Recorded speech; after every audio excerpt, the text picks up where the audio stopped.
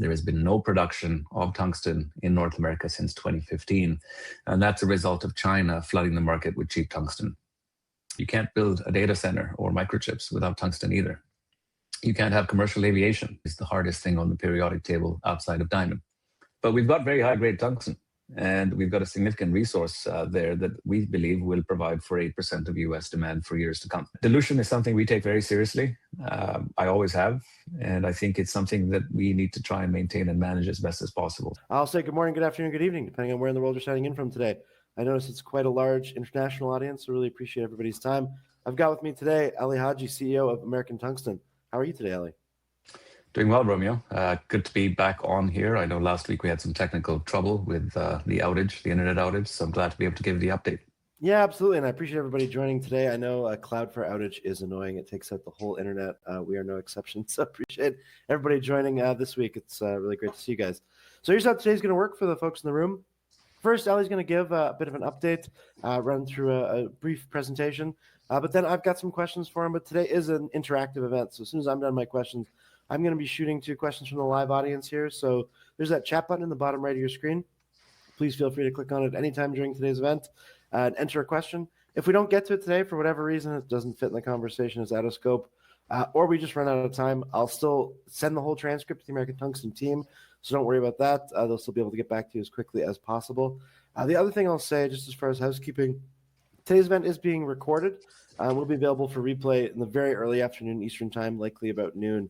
That'll go up quite quickly. It'll be at the same link, or it'll come up on Six's YouTube channel. I also know that there are many questions that came in over email. We'll try to address as many of those as we can today as well. But without further ado, I want to get into the protein of the event. You've heard enough out of me. So Ali, I'll throw it to you to run through the presentation before we get to questions.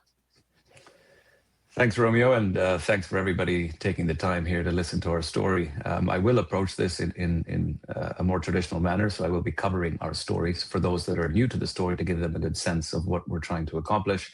Of course, the information that will be shared with you, if you are an existing shareholder, will be very similar to what you've heard in the past.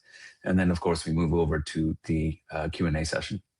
So American Tungsten's sole mission is to build or restart the IMA mine in Idaho to become one of the first, if not the first, producer of tungsten in North America since 2015.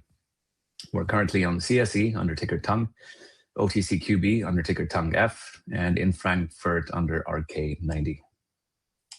I will be making forward-looking statements. Let's talk about our asset. It's the IMA mine in Idaho. Let's talk about tungsten. Tungsten is a critical metal as defined by the various government agencies. In fact, in the United States since 1979, there has been no production of tungsten in North America since 2015. And that's a result of China flooding the market with cheap tungsten. In the last 2 years, China has restricted export of tungsten.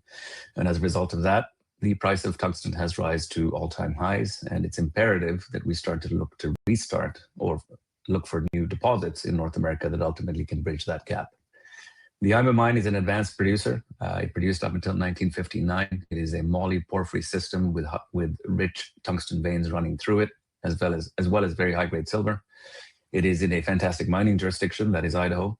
It is on private patented land, and what that means is your permitting requirements are significantly less stringent when trying to start a mine on patented private land versus BLM or forestry land. Based on the work having been completed by the prior operators, it's estimated to have been about 440 million US in today's dollars having been spent on the project. We've got roads that lead up to our project. We've got the lowest cost power in the United States in Idaho. We've got permits in place for the vast majority of the work that we look to do. And we have a strong mining-oriented labor force in the vicinity, both 2 towns, one Chalice, Idaho, and the other being Salmon, Idaho. We'll talk about some of our peers, and they'll give you a sense of who else is operating in our neighborhood. Our initial plan here is to bring tungsten production online and receive a silver and moly credit alongside our tungsten production. We have commenced conversations with government agencies. For those of you that have been following our story, you would have seen that we recently received an EXIM letter of interest. I will address that in forthcoming slides. But we do continue to speak with government agencies, and given the team's 150 plus years of experience in mining, capital markets, and actual asset development to production, which we all know is quite the rarity in the mining space, we're confident we can do so here in short order. A bit about tungsten, 85% or 84%, much like everything else that's critical, comes from China. I think, the Western world made some assumptions about 20 to 30 years ago that ultimately moved over the processing and the refinement of these critical elements over to the East. We've now learned our lesson as a result of the export restrictions. And it's imperative that we start to claw back some of that production profile from the powers that be. So with China leading the charge here and the, of course, restriction that they've applied on the export of that metal, the price continues to rise, demand continues to rise, and that's primarily a result of defense. But folks don't quite understand that you can't build a data center or microchips without tungsten either. You can't have commercial aviation. So the turbines that all the aircrafts that are flying around the world, each turbine contains a good amount of tungsten. Wind turbines, and then last but not least, nuclear energy, given it melts at 3,400 Celsius and is the hardest thing on the periodic table outside of diamond.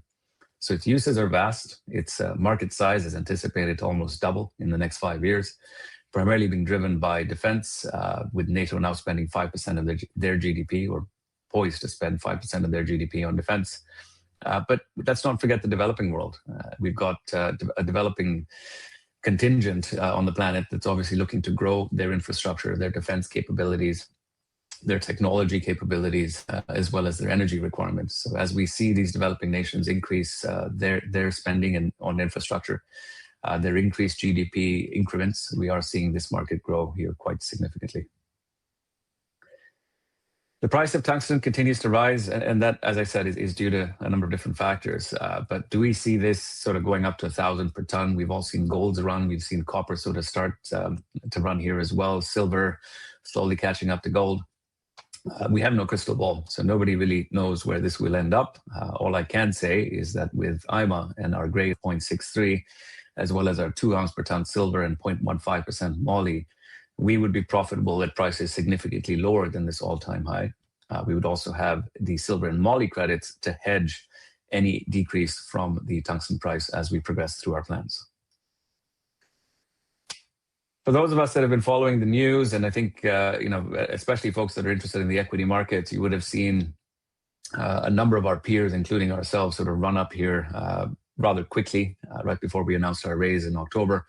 And then sort of fall off. And that falling off was primarily driven by the narrative that we see in the news outlets today, which is Xi Jinping and Donald Trump had very successful meetings in South Korea.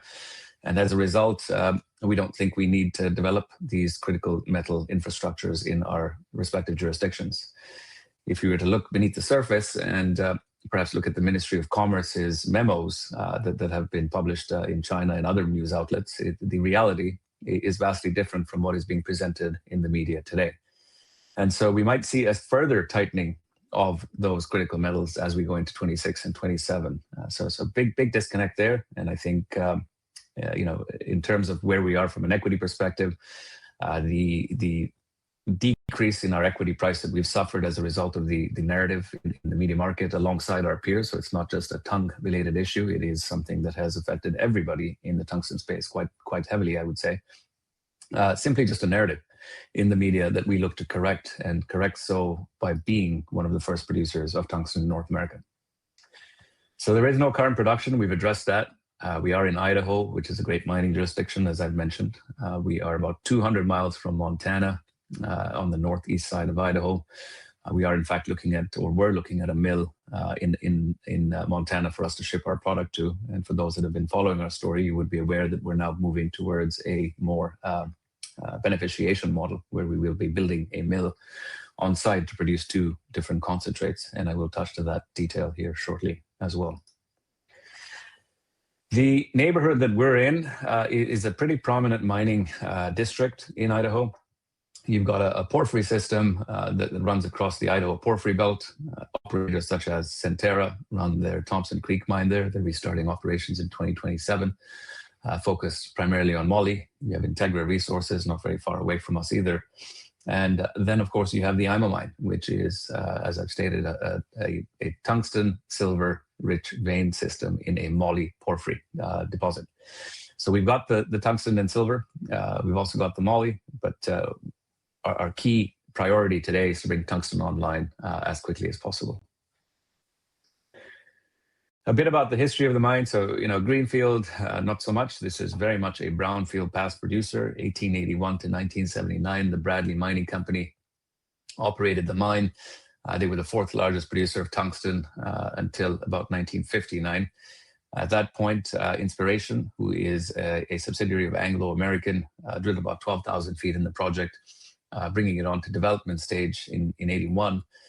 82, they started some drifts that they were looking to bring production back online with, but due to economic issues, they weren't able to progress. Then 2008, 2010, quite a similar story. Gentor put 25,000 feet into the ground, coming up with a moly resource of 5.7 million tons at 0.15. So significant moly there on site that they were looking to gain value from. But I think we all remember what happened in 2008, 2010. It was the financial crisis. And so the capital markets and liquidity markets dried up. Gentor declared bankruptcy. And a group was able to pay off some of Gentor's debt in exchange for the asset. In 2024, we optioned the mine from that group. And our option payments are 5.8 million US over 8 years, balloon payments in years 7 and 8. They have a 2% NSR. We're able to buy back 1% before the 4th year anniversary for $1 million US. So we will intend to do that once we start to see production dollars come online. Our goal, validate historical information, update the resource estimate through an updated 43-101. We did release one in June for those of you that are following our story, I think you're aware that we are rehabilitating and about to commence drilling. So our intent is to update that resource statement in Q1 next year. And then look at the additional porphyry systems that exist, or the additional vein systems that exist on our asset, to increase our potential resource estimate and thereby increase our life of mine. We've also stated, and I think I mentioned this at the onset of the call, we are continuing to work with various government agencies for non-dilutive capital for us to advance our project without any further dilution. So we've got a significant land package. I think that's important to note. The reason we have why it is important, of course, is that now we can build a mill on the land packages that we own, as opposed to looking to acquire land. We can also dry stack tailings, given it's private patented land. So a significant land package, and I'll show you some imagery at the tail end of the presentation here to give you a sense of just where this sits and what our intent is with the land package.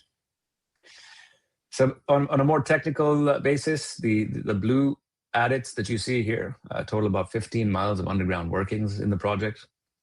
The red shaded area is the mineralization. The green lines are where we plan to conduct our drilling exercises. We have completed the entire D-level portal adit rehabilitation. Zero level, we're down to about 850 feet. We've got about 150 feet left there before we can call that a job done. But the important aspect as to why we're doing both the D and the zero, D is about 400 meters above zero level in elevation. There are manways that connect the two, as well as ore chutes. The intent for us is to start mining at the D level, use those manways and ore chutes to move the ore down to the zero level, and then be able to process our 500 to 1,000 ton per day using our mill that we're looking to build on site as well. The asset consists of two halves, if you will. One is the northern bit of the project, where about 56,000 feet were drilled historically. Very high grade seen there, and that's the past producing side of the valley. It's where we intend to start production initially. The south side of the valley is where we see a lot of upside promise to increase our resource potential, as well as be able to increase the life of mine. So we've walked over the south side. Where I say we, I'm talking about my geologists have walked over the south side of the valley, where they've seen veins exposed at surface. Rock chip and channel sampling will likely occur here in short order, but the hubernorite that we're seeing on the south side mirrors that's on the north side. So we think there's a lot of potential there. This sort of cartoony image here just shows you where the road system is relative to our asset. And this sort of industrial looking building here is where we intend to put our mill. Historically, from a resource perspective, it's about 350,000 tons that the Bradley Mining Company put together. Inspiration then had about 1 million tons of highly probable at 0.6 with 0.042 moly, 1.79 ounce silver, and a bit more possible ore. So the intent of our drilling program now is to validate those historical findings, increase that resource potential, and thereby increase the life of mine. It's important to note that with the moly piece that we have as well, that is worth a fair bit amount of money. And given we have 5.7 million tons at 0.15, it's amongst the highest grade moly deposit in North America. So the additional upside that we speak of. Here are some technical diagrams. I'm not going to go through them in detail or try to explain them, but it just suffices to say that our geologist team, our mining engineers have given a lot of thought into what we are doing with insofar as drilling out the deposit to increase our resource, but also looking at what we can do from a production drift or production adit perspective. All those considerations are being made, and once we have concluded our drilling, we will share with you what our mine plans are in Q1 of next year. So Idaho, as I mentioned, a very favorable jurisdiction, one that has various world-class companies operating there, including Centerra. The fact that we are on private patented land, again, we're not anticipating a NEPA process. We have already commenced speaking with all of the various permitting agencies. We've spoken with government officials at the state level in Idaho, including the congressman's office and the senator's office, to assist us with bringing this asset back online. The rehabilitation work that the team has completed, there are some images that I'll show you after the next few slides, but I would encourage you all to visit our website. Highly impressed by the caliber of work having been completed by our team. You know, the adits were found in disrepair. We were able to bring them to a safe state very quickly and are now looking to start that underground drilling here in short order. The local communities that worked on our rehabilitation efforts, the folks that actually built the timbers and pulled out some of the muck from the adits on the early days, their grandfathers worked on this asset when it was in production. So it is a very feel-good story for the community, and we have a fair bit of skilled workforce in that vicinity as well. We've got power, we've got paved roads. I've spoken about both of those on various occasions.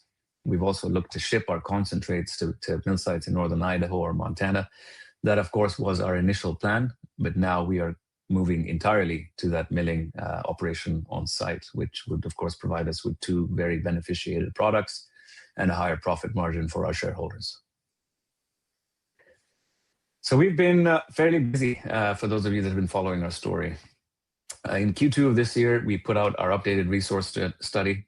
In July of this year, we closed a $7 million non-brokered private placement that included a number of institutions that we'll touch on in a second.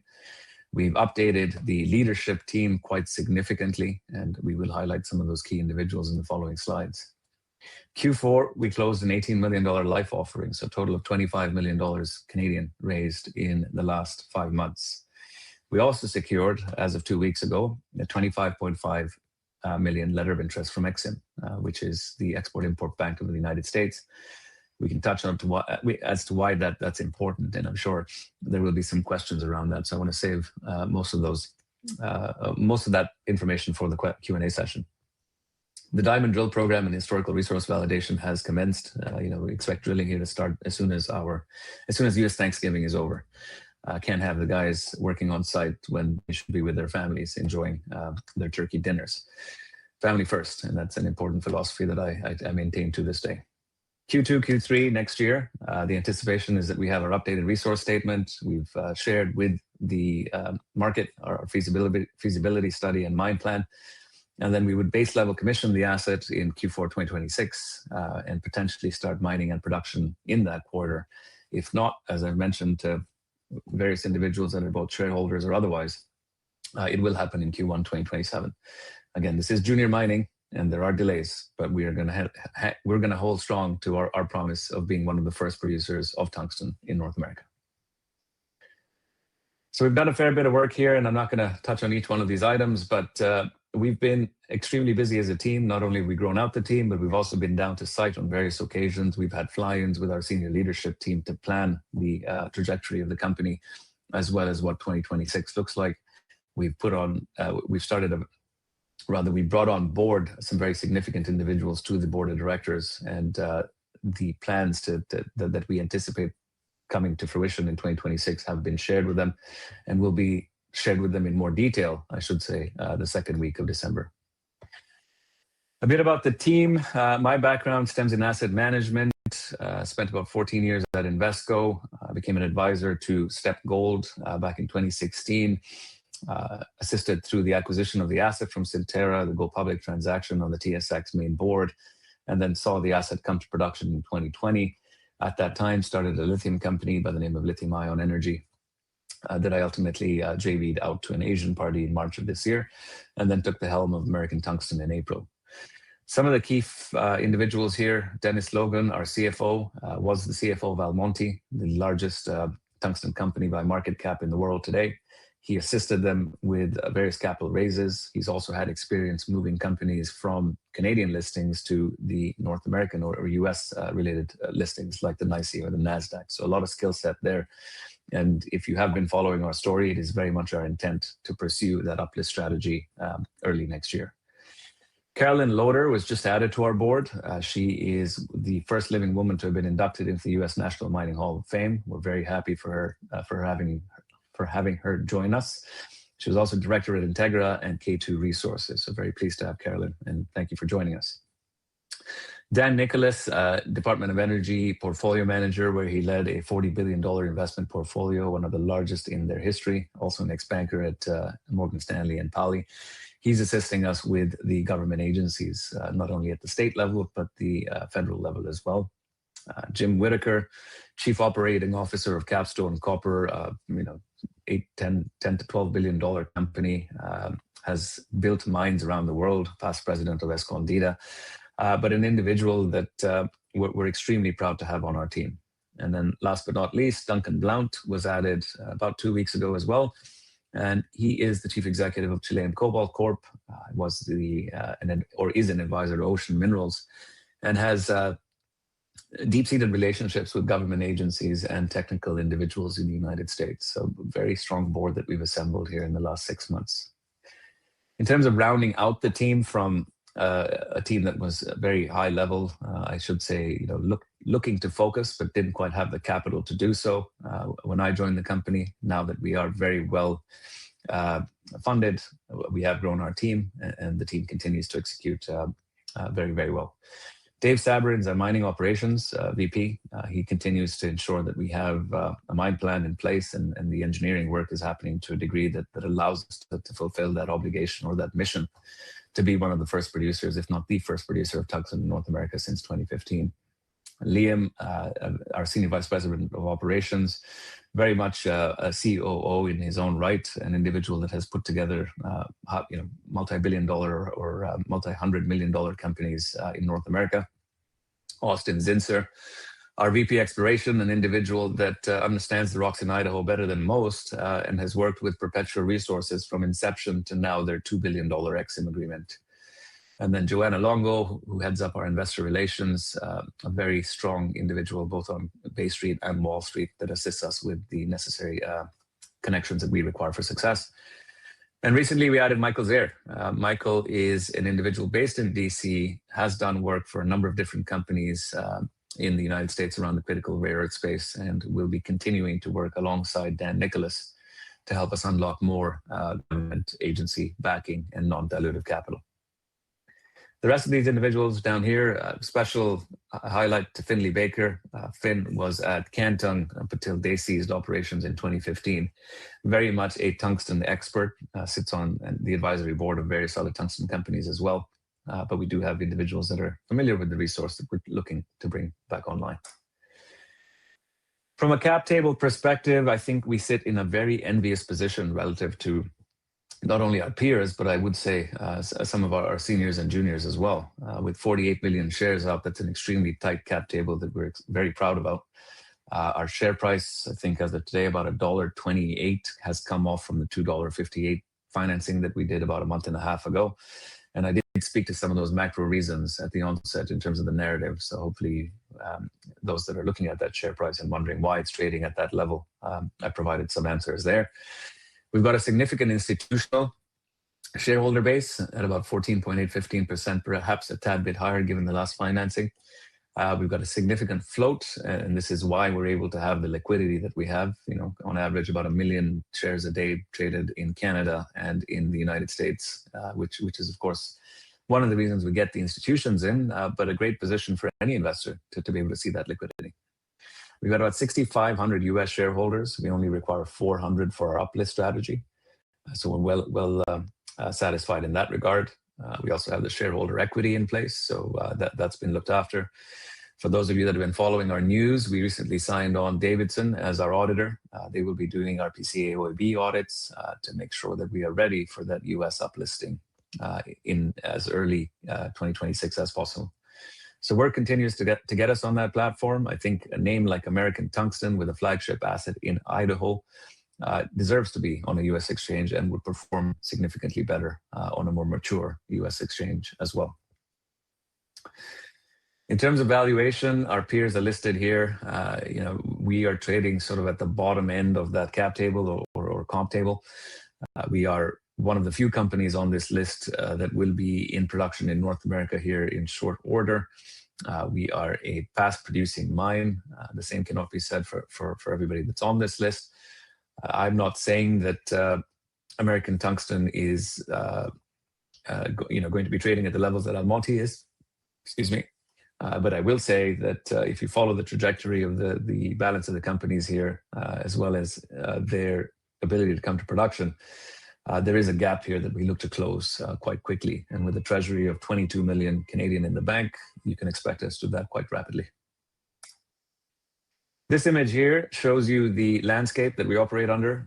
So that's the Lemhi Range, Lemhi Mountains. This here is Patterson, Idaho. This is the road system that leads directly into this crack in the valley, which is where our asset is. North side of the valley is the piece of land that has been producing historically. South side is where we look to explore further, to grow our resource potential. Down here in this tree line is where we anticipate building our mill. We also have tailings at the bottom of this valley here that we will be looking to monetize our asset to some degree. But for now, the focus is really get the drilling done, get that updated resource statement in place, put out our PEA, and start to look to PFS and mine construction. So here's some of the images that I think give you a sense of the quality of work that has been done on site. Firstly, we have a 3-bedroom house on site. This is a legacy property that's been there well before IMA or American Tungsten got the IMA option. We've got a world-class drill core storage facility where we will be cutting our core, assaying and logging it. You've got the adits. Historically, this is what they look like. Currently, a hell of a lot better shape and safer for our team and our individuals and investors to traverse. Our drills are on site, getting ready for deployment. And work does continue. So channel samples that were taken about 2 weeks ago have now been dropped off to assay labs. We will start drilling here in short order, and assay results from drilling will be released as and when available. But we're not looking to slow down. I assure you that we're looking to truly increase the pace at which we've operated, and not to say that we have been operating quite slowly to begin with. Moly, again, just some tidbits of information about it there. More information on our website. We've also got an iron ore project in BC that, of course, is not the focus of the company, but has to be included in our corporate presentation. And I would anticipate that there are a number of folks here keen to ask some questions. So Romeo, that's the presentation from me, and happy to open it up. Awesome. Appreciate that, Ali. Particularly the kind of thorough overview. There are tons of great questions in the chat, but if you don't mind, I got a couple of questions of my own just before we get to those. I appreciate your patience, everybody there. One thing I wanted to ask is, I know your expanded phase 1 drilling program now covers those 5 stations across 2 levels. I'd love if you could, just for the folks in the room, walk us through what success looks like for this program. Not just intersecting mineralization, but how the results are going to inform your mining strategy and kind of convince skeptics that IMA can transition to a modern operation. Absolutely. So between Austin Zinser, who's our VP Exploration, Dave Sabrin, our VP Operation, Mining Operations, and some of our consultants that we've named in some press releases of Mine Tech, Rock Tech, Bond Metallurgy, and WSP. We've sort of put out this plan to have those 5 drilling stations because we believe, one, we've got the treasury to put some real damage into the side of this mountain. And 2, we believe that the drilling program allows us to find the continuity in the vein system, ensure that when we do have a mine plan, we are following where that mineralization is, and then ultimately having a more efficient path to removing those resources for production. So it is a very detailed exploration program, but I would say that it has been very well thought out through our various partners, and the intent here is to ensure that we find not only the mineralization across the entire vein system or the resource rich area of that deposit, but importantly understand an economically viable way, or the most profitable way, I should say, to extract those minerals when we are ready to produce. Great, no, appreciate that. My next one, I mean, it's covered by people in the chat and folks emailed in with similar question. So I'll try to kind of amalgamate them all into one. But I know what you mentioned in this presentation, shifting from a DSO direct shipping ore model to on-site milling. It's a pretty big strategic pivot. What drove the decision, and what does it mean for kind of your cap requirements and timeline? Really, how does it change the project is my question. So in terms of DSO, anybody that's been in the mining space will tell you that diesel is your largest cost. Diesel is hands down the largest cost in any mining operation. If our DSO model was being envisioned as a result of the 0.63% tungsten, 0.15% moly, and 2 ounces per ton silver. So the silver and moly credits equate to about $150 US, and then the tungsten would have been paid on based on that 0.63 or 0.7. The intent to move to a milling operation allows us then to control our destiny to some degree, where we are producing two concentrates, one being a tungsten oxide concentrate, the other one being a silver moly concentrate, both of which could be sold on to different parties at a beneficiated level for higher margins.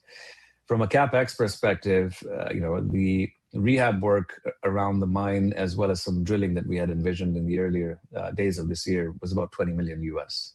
Having conferred with those consultants that we've spoken of here, particularly WSP, we looked at an equipment list and said, what kind of equipment would we require to build this mill if we were doing 500 tons per day? Make it a modular system, because at 500 tons per day, we'd be satisfying 8% of US tungsten demand. At 1,000 tons per day, we'd be satisfying 16% of US tungsten demand. So start small, increase your ability to deliver more product.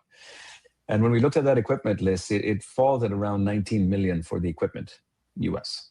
And the configuration and sort of ramp up was another 4 or 5 million. Now, of course, that was middle of this year, and we all know inflationary pressures and what that might look like next year.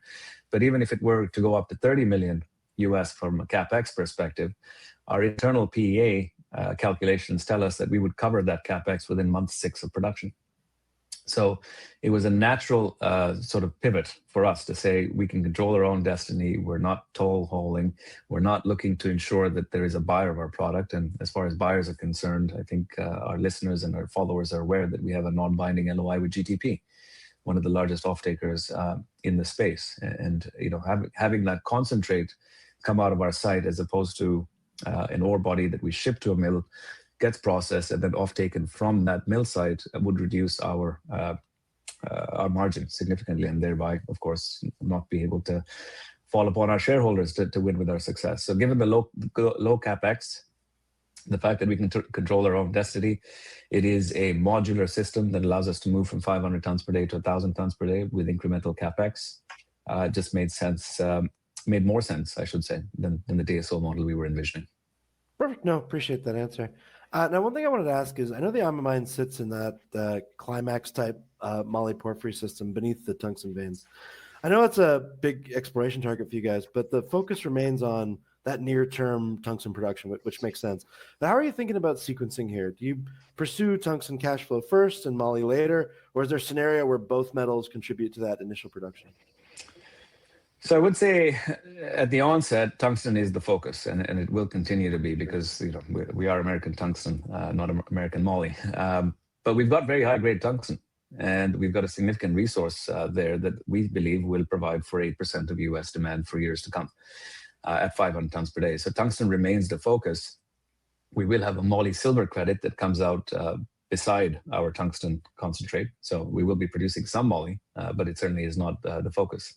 I think as we start to deplete our tungsten veins that are above the water table and start to go south or below the water table for our additional exploration plans, at that point in time, we may look to monetize the moly a tad bit more, or the option exists for us to bring in a JV partner that's solely focused on the moly. We monetize it for our shareholders, but we continue our focus on the tungsten. So that's a really good question, Romeo. No, I appreciate that.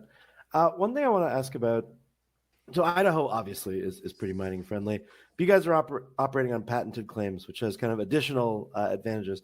I'd love if you could walk through, just for me and the folks in the room, the permitting pathway ahead. What approvals do you need? What agencies are involved? And based on your experience, where could some potential regulatory friction emerge? Even in one of the most favorable jurisdictions in America, there still could be some friction. So curious for your perspective there. Yeah, let's describe what private patented land means for our listeners. And it's something that's seldom understood, and it's something that I've had to wrap my head around over the last year and a half or so, and try to get a better sense of it.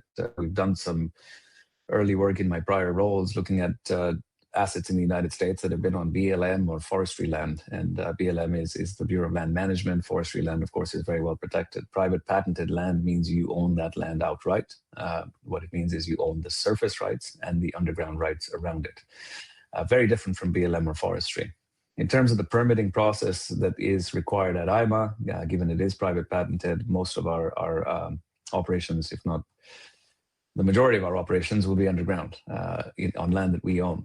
So the permitting process is around the water drawing rights, and that's something that we are looking at today. We've got current rights to draw upon the creek relative to whatever exploration work that we want to do. That's actually significantly more than we require today.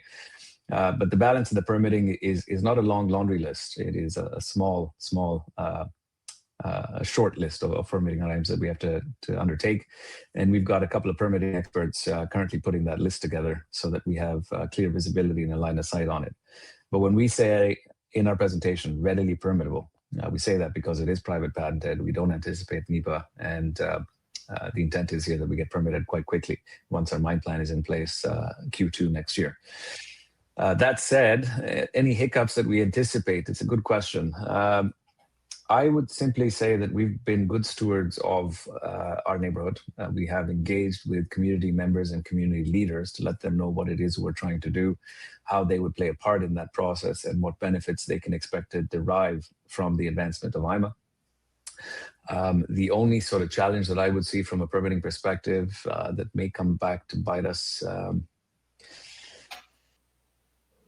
if there's any federal permitting required, which there is not, because this is a state level asset and we will be continuing with state level permitting. But should there be a kickstart of federal permitting, I suspect that would cause some delays that I'm hoping Fast 41 would offset. So early days to answer that in its entirety. I think that laundry list of questions or permits will be more complete in Q1 next year. I don't expect it to be a long list, but it will be a list in Q1 next year. No, that's helpful. My next question, there's a bit of crystal ball gazing here, so I apologize in advance. But I looked at that peer comparison chart that you showed during today's presentation. There's companies, various stages from exploration to production, from 7 million to 2 billion. Where do you see American Tungsten fitting into this spectrum, let's say 18 months from now? And what milestones or de-risking events do you really expect to drive a re-rating for the stock? Great question. I think if you look at our peer group, you'll have various different stages. So exploration, greenfield, development, production, right? If you look at the metrics, the valuation metrics generally used across our peers and the industry as a whole, when you are a developer or near-term producer, you start to trade at about 0.4 NPV. Where we are with our internal PEA scoping study, we know what our internal sort of PEA numbers are, and we've done so at a very discounted price relative to where tungsten is today. I would say that we are not even close to 0.1 NPV, quite frankly. So this is not publicly available information, but we will have our PEA in Q1 next year. And at that point, it's up to our followers, our shareholders, and the general market to review those numbers and look at our trajectory relative to where we want to be in terms of production. So if we're looking to achieve production no later than the end of Q1 2027, when we start developing, based on our PEA numbers, you can apply that metric and you will see where we are. So no crystal ball, as you rightly pointed out. I hate using the term undervalued because I think everybody that's a junior says we're undervalued. Sure. I just say, look at where we are in our life cycle, look at how we're executing, look at our treasury, look at the team that we've built, and the proof will be in the pudding. So allow us to execute. And then once you've seen the internal PA or the PA numbers, apply that metric that I've highlighted here today. Great. No, appreciate that. Talk about funding for a second. So I know you've already mentioned what you've got in the treasury right now. But with your shift to on-site processing and the expanded drill program, how should investors in the room be thinking about the remaining capital needs to reach production? Are we talking 20, 30 million, or is the funding requirement different than originally contemplated? Well, so with a very strong treasury and the expanded drilling program, we've got sufficient capital to complete our rehab, complete our drilling, engage with the senior level consultants such as WSP that I mentioned to bring us towards a PEA and ultimate mine plan in Q1, Q2, next year. So do we require additional capital for drilling or rehab or any of the technical work we need to do? Absolutely not. Based on the CapEx required for us to build this mill site. I mentioned the numbers earlier, about 25 million for the equipment and ramp up and configuration. That number might be sitting at about 30 come this time next year. And I'd like to touch again on that EXIM letter of interest. We have 25.5 million there, which is the current laundry list or the current list of expenditure required for a mill site being delivered today. So if we were to draw down on EXIM, we would be fully funded. EXIM, is something that is a letter of interest. It's not a guaranteed, here's your 25.5 million, go off and do what you need to do. But it is, as you can imagine, insofar as requirements, it is a list that's significantly shorter than an organization that perhaps were to receive a $2 billion letter of interest from EXIM. So we satisfy the vast majority of those requirements. It is a drawdown solution. So you don't have to take the entire amount. You can start to draw down upon it. Repayment starts in year 10 with very favorable terms. Should there be an equity event where we're looking to uplist on perhaps the NYSE Amex or the NASDAQ in Q1, there will certainly be an equity plug there. I think we've been very clear, or at least we've shown through not only our capital raises, but our alignment with option grants that we are not looking to do anything that's dilutive to our shareholders. We raised at 50 cents. And then we raised it $2.58. After our $50 raise, we put out, or 50-cent raise, we put out options at $1.10. We're about to put out options at a price significantly higher, if not at, significantly higher than that here in short order. So dilution is something we take very seriously. I always have. And I think it's something that we need to try and maintain and manage as best as possible. So if there is a capital raise in the future, it's going to be as non-dilutive as possible. I can't promise it'll be 5 times less dilutive as the last placement was, right? But we'll do our best to ensure that dilution is managed, and we're looking at a solution of both debt, equity, and to bridge that gap for us to come to production. Awesome. I got one more for you before I get into the questions that came in over email. It's kind of a big picture question, so bear with me here. But how do you envision American Tungsten's role in the U.S. critical minerals ecosystem, let's say 5 years from now? Are you really building an independent producer? Are you positioning for acquisition by a larger player, or are you creating a platform for consolidating other domestic tungsten assets? Kind of what's the future holds for the company? I think it's a combination of all three. When you look at junior mining, you build a company to a position that it becomes of interest to a larger organization. So that would answer, are we looking to get acquired? We would get acquired when we meet the criteria for a larger company to acquire us. I think we're still a number of years away from that. With respect to being solely focused on tungsten out of IMA 5 years from now, yes, absolutely. IMA is the crown jewel of the organization and will continue to be. Where I think we are adding additional value that has yet to be accounted for in our valuation is we are now building a production center. We're building a milling operation that allows us to bring on feedstock from neighboring or other assets, so long as shipping that ore to us is economically viable. And with the land package that we have, increasing our production profile to 1,000, 2,000, 5,000 tons per day will allow us to bring in that feedstock and become a major processing facility or a mill processing tungsten for United States consumption. So I think we're looking to do a combination of all three of the above. Awesome. No, appreciate it.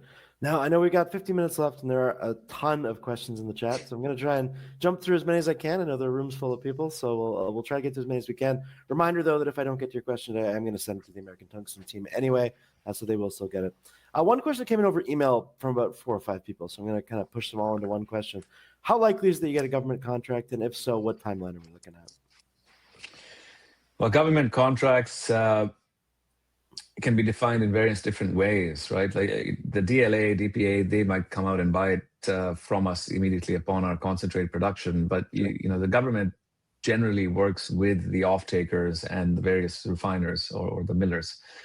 So you don't quite end up having a deal directly with them. And if this is an equity question, and perhaps it's not worded correctly, we have not approached the government for an equity position in American Tungsten, nor have they approached us for an equity position in American Tungsten.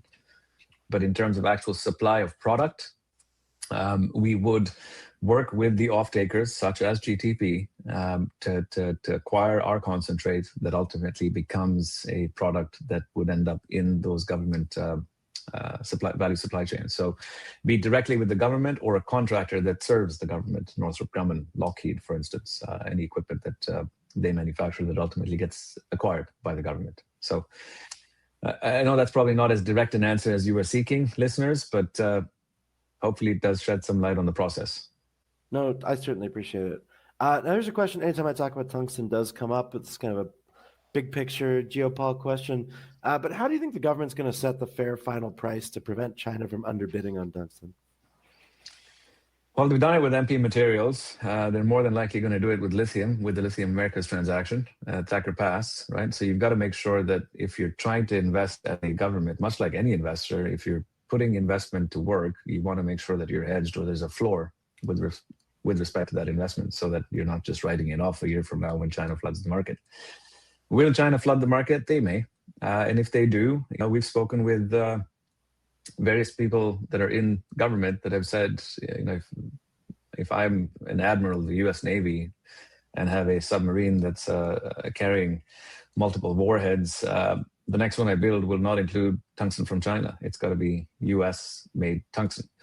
You've got GTP and Global Tungsten, which are two major APTs in North America today that are able to refine tungsten and become sort of a, you know, bring back production and refinement to the United States. And the government of British Columbia has been looking at putting an APT in Surrey, BC as well. So this is indicative of a market or a government, an administration and overall leadership saying, hey, you know, we've seen this fail. We're looking to ensure that we have the ability to execute and produce in North America. And then last but not least, I'd say that we have an additional hedge, which is we have the second highest tungsten grade in North America. Fireweed at 0.7 is the highest. We're about 0.63. We've also got the 2 ounce per ton silver and the 0.15% moly, an additional $150 to hedge any sort of decrease in pricing driven by China flooding the market. So valid question. I think lessons have been learned, and I don't see any of this sort of ever being outsourced or offshored again.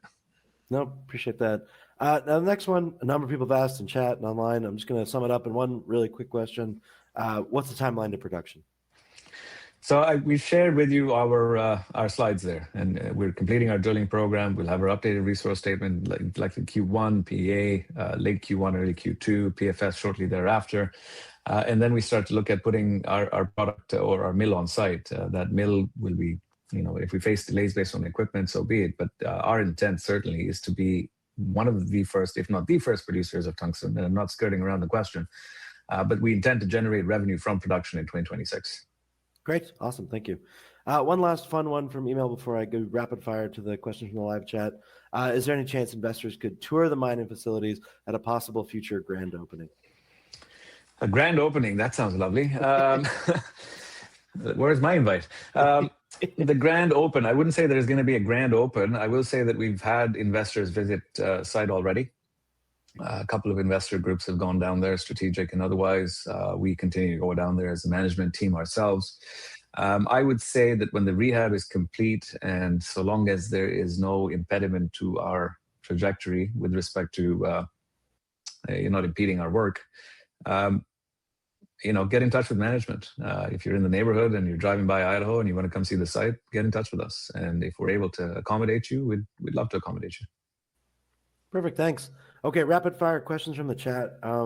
This is kind of a big question, so it's hard to do rapid fire. But Robert from the chat notes that there's been a lot of misinformation and confusion about what happened with the U.S. and China and the true sun critical minerals, whatever you want to call that. He wants to know really how's tungsten impacted. Well, tungsten is impacted just like everything. Tungsten is something that's never mentioned directly in any of these conversations. So the restrictions have been in place now for about 2.5 years.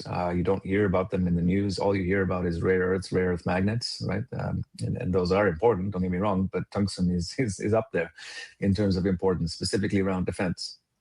The narrative in the news has always been around that rare earth and magnets, and so nobody's heard about the tungsten piece. And if you look at the fact that the Ministry of Commerce in China on October 31st, which was a day or two after Trump left Korea, put out a memo saying that they're going to double down on restrictions around tungsten in 26 and 27, it's vastly different from what we're seeing in the media. So I would say that tungsten coming out of China to the tune of 84% and them continuing to restrict or even double down on their restrictions next year. I don't have that crystal ball, but I will tell you that price will continue to climb. Awesome. Appreciate it. Somebody's done some napkin math in the chat, and they note that with the PEA targeted for Q1 next year, the drill program to announce at year end, an assay turnaround being 8 to 12 weeks, yada, yada, yada. Wants to know if you guys are using expedited or priority assay processing to meet that Q1 timeline, or if there's a risk it shifts into Q2. So 8 to 12 weeks is sort of the indication that we received from a number of labs, and God bless Austin for having picked up the phone and made all those phone calls to various labs across North America. But we've now found sort of 6 weeks is our assay lead time. Oh, cool. So we should start to see those roll in a little quicker here. We're also looking at potential XRF solutions so that we can determine ourselves what we're looking at. That's still very early days, but we're doing everything we can to expedite. Awesome. I appreciate that. I think, Chris, we've already tackled your question, and Emilio, I think we've already tackled yours too. So Scott asked from the chat, talking about the uplist target. He notes that the NASDAQ and the NYSE usually require a $4 minimum share price. So he wants to know, with all of your major catalysts coming up soon, basically, why pursue an uplist basically before those catalysts pop in and it impacts the share price? Yeah, that's a great question. Was it Chris you said? It was Scott. Scott, great question. Again, dilution, I mentioned, something that we take very seriously and not something that we're looking to do, right? So we've got to have all the ingredients in place for us to do so in a way that is non-dilutive to our shareholders, rollbacks, etc. Would not want to do that just to maintain or be able to receive that share price. And the minimum price is $4, not on or about. It is $4. You cannot be less than $4 to get on those platforms. So we would either have to come up with something extremely miraculous here in our news flow over the next couple of weeks to meet that $4 price, or we would do so in an organic fashion. Those are conversations that we will be having at the board level closer to the end of December, right before Christmas, to help better understand that path. But we are quite adamant with respect to our uplist strategy onto one of those exchanges early next year. Great, appreciate it. Yeah, thanks. Sorry, running through. There's so many questions. I'm trying to get as many as I can. Mr. Bryant, I know that's a very long question that you got there that you sent about a half hour ago. I'll send that through to the team just so they got a bit more time to answer it in full. One from Omuri in the chat. Are there any plans to uplist on the Canadian side? So we received conditional approval for the TSX venture in June, I believe it was. And if Dennis is on, he's probably shaking his head in agreement or in disagreement. But we did press release that. So we do have conditional approval to uplist in the TSX venture, and we will be doing that here imminently. Great. One is, given Carolyn Loader's extensive background in rights and permitting, does her addition to the board reflect an upcoming shift into permitting and regulatory advancement? Not at all. Okay, great. Short answer. Perfect. No, appreciate it. Claude from the chat asks, has any of your land on or near the Boise National Forest? He notes that there's permitting is difficult near there. I don't believe so. I think it would have been raised to me if that was the case. The private patented section is really where we intend to do most of our work, right? So I don't see any spillover there. But if you drop us that in an email, we'll get you a definitive answer. My answer is I don't believe so. Perfect. And again, I'm going to send the entire transcript of this chat through to the American Tungsten team. So don't worry, this is more questions than I sometimes anticipate. So we'll make sure the team gets them. Marcus from the chat asks, what's the expected cash flow annually on 500 and 1,000 tons of production, if you got that number handy? We do, but again, that's an internal PA estimate that I can't share publicly, right? You want to have a chat with me, give me a ring, and I can walk you through those numbers, but I'm not in a position to discuss those publicly. Perfect. Chris from the chat asks, if you could remind us just of the uses of cash from the capital raises this year. The 7 million that we raised earlier was driven towards the rehab work, the drilling programs. You will find that our financials get filed on or before Friday this week, so have a look at them. A lot of it's gone into the ground.